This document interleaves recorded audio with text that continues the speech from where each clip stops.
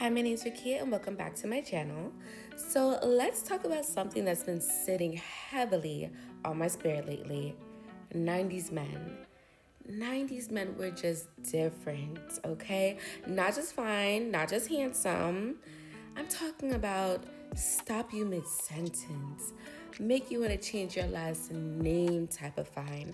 But it wasn't just looks, there was a presence, a cool vibe, a standard. So today we're talking about the blueprint, the 90s fine men who truly defined an era, who made us feel things, and why that level of fine is so rare now. And when I say so rare, I mean so rare. Okay, so let's get into it. What exactly is 90s fine, okay? So 90s fine wasn't about having the biggest muscles or the most money. It was about the energy. It was that quiet confidence, the tailored suits, the crisp hairlines, the slow walks, the smirks. It was the eye contact, the emotional intelligence, emphasis on the emotional intelligence, okay? That's something that a lot of men are lacking nowadays, but we will definitely revisit that conversation. The unspoken, I got you. And let's be real, Hollywood had a chokehold on us. These men were not just acting, okay? They were inviting us into a fantasy. Think of it like this. You weren't just watching a movie, you were being chosen. So let's set the mood a little bit more, okay? Let's talk about some of the legends. Morris Chestnut, the original heartthrob, that smile in The Best Man, hello? Historic. Larenz Tate, Love Jones alone secured his spot. The voice, the poetry, the curls, all iconic.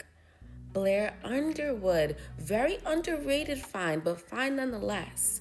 Always had that grown man suit and tie energy. Something that we need to bring back today, okay? No shade. Tay Diggs. Some of y'all be sleeping on Tay Diggs, and I don't like that. Don't play, okay? Stella got her groove back, showed us a new type of fine. Playful, poetic, and dangerous. Omar Epps. That emotional athlete energy in love and basketball? Yes, ma'am. And last but not least, Denzel Washington. Need I say more? So why did the 90s fine hit so hard? So very similarly to how I addressed it in the 90s fine baddie edition video, the 90s felt very accessible, whether it was men or women. They looked like someone's uncle, neighbor, or that one dude at church you always had a crush on. They weren't overly filtered or surgically enhanced. And little do you know, a lot of men these days do have surgical enhancements. I'm not saying that they look bad, but I'm just saying that the men in the 90s didn't really need that. There was a variety of brown skin, deep toned, bald, curly haired, clean shaven, goatees. And they were allowed to be vulnerable. They cried in movies. They loved out loud, had full emotional arcs. That made them even finer. As I mentioned before, that emotional intelligence and tapping into that is very rare nowadays. And to kind of see and embrace that was one of the main characteristics of this era, it is something that women these days might kind of mourn and grieve. Like, where are the men with emotional intelligence? I can't find them. These men cried on screen. They said, I love you with their whole entire chest. They chased women through airports, sat in silence on porches. When is the last time a man sat in silence on a porch or ran through an airport? I'll wait. I need to know. They wrote poems, apologized, showed up. Emphasis on the showed up. Whether it was on screen, in a movie, whether it was on screen through a music video, whether it was in real life, we saw them fall in love and fall apart. And that made them even finer. There's something incredibly attractive about a man who's in tune with his emotions and isn't afraid to show it. and the roles they played, okay? Going back to the movies, this era was known for black men in movies. And they weren't just gangsters or athletes or comic relief, no shade. They were lawyers, poets, doctors, teachers, working class men trying to make a life. That level of representation was powerful, especially for black men. It said you could be strong and soft, you could be masculine and still emotionally complex, and to us, that made them irresistible. Okay, so now that I set the stage for it, let's get into the evolution of masculinity, because that's where a lot of this shift really lives, right? So in the 90s, masculinity had layers, okay? Men were expected to be strong, yes, but strength didn't mean being emotionally unavailable. Okay, I'm gonna say that one more time because I feel like some of y'all might not have caught that. Strength didn't mean being emotionally unavailable. And that is shade because a lot of men today feel like strength comes in being emotionally unavailable. However, in the 90s, it meant showing up, providing, protecting, loving, and doing all of those things out loud. You could be a man and still be soft, still write poetry, still cry, still say, I need you. And nobody was clowning you for it. Absolutely nobody. That was the norm. That was the standard, okay? Think about how Larenz Tate could literally read a poem about the way a woman made him feel. And we all just ate it right up. We loved it. Or how Morris Chestnut's character in The Best Man had tears in his eyes and didn't try to hold them back. That kind of vulnerability was respected, not ridiculed. Now, let's compare that to today.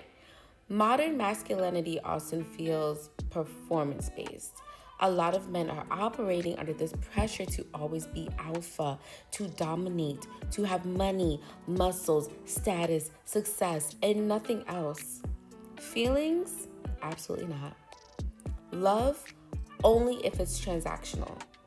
It's like somewhere along the way, we replace intimacy with image. And don't get me wrong, there are still emotionally intelligent, grounded men out there. Did I mention I was engaged? I am a fiance. So yes, I do know that there are men out there that are still emotionally intelligent, but culturally, the loudest voices are often the ones preaching detachment, control, and conquest. Where the 90s gave us men who were grounded and romantic.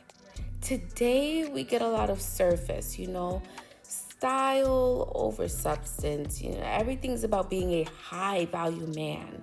But where's the heart? And not to mention, a lot of people don't know the true value of a high value man, because a high value man is one that protects, provides, and is emotionally intelligent. 90s fine was about a man being whole. Today's fine is about a man being seen, but not necessarily felt. And that's the major difference. Now that we set the stage for the masculinity talk, we can get into the music, okay? Because there's also a shift in music, just like there's a shift in masculinity, okay? So as you can see, today's music, because a lot of it is rooted in alpha energy, a lot of it is kind of demeaning towards women, not really uplifting women. It's more like, I'm better than you, I'm getting money, I'm selling drugs, I'm doing blah, blah, blah, blah, blah, right? But in the 90s, music was very soft, protecting, loving. It was a whole entire vibe. I'm talking Maxwell, D'Angelo, Brian McKnight, Babyface, Joe. That music lingered. It didn't just play in the background. It pulled you in. It was emotional. It was grown, very grown. The lyrics weren't just, I want you. They weren't surface like, I want you. They were, I see you. When Larenz Tate read that poem in Love Jones and The Sweetest Thing by Lauryn Hill played right after it, cinematic perfection. And I'm sure you guys can tell I love the movie Love Jones. I done referenced it like 3 times throughout this video. True perfection. But we don't get these moments like this anymore. Not because the talent is gone. I do feel like the talent is there. It's just a different direction because the intimacy in the music has shifted. The masculinity in the music has shifted, and it shows. And I already know what you guys are gonna say. Oh my gosh, Rakia, there's still fine men in the 2020s. Like, there are, and I know, I see them. I see Damson Idris, I see Michael B. Jordan, I see Mr. Aaron, Pierre, that's Mufasa. Yeah, I see them. But here's the difference. Today's fine often feels more curated. Again, guys, we have to think about the masses. I named 3 men, you know? The majority of men are not moving like them. And the majority of men think that those 3 men that I just named are childish. You know, do y'all see what I'm saying? There's a strong social media element now.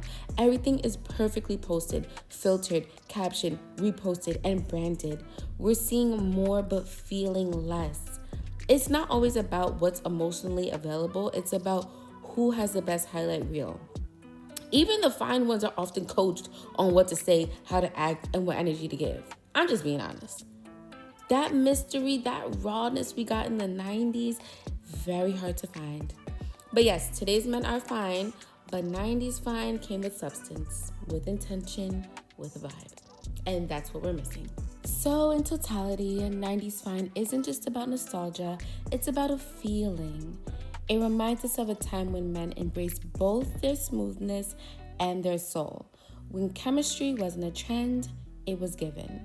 Thank you guys for watching. I hope you enjoyed. Until next time, don't forget to like, comment, and subscribe, and I'll see you in the next one. Bye. Mwah.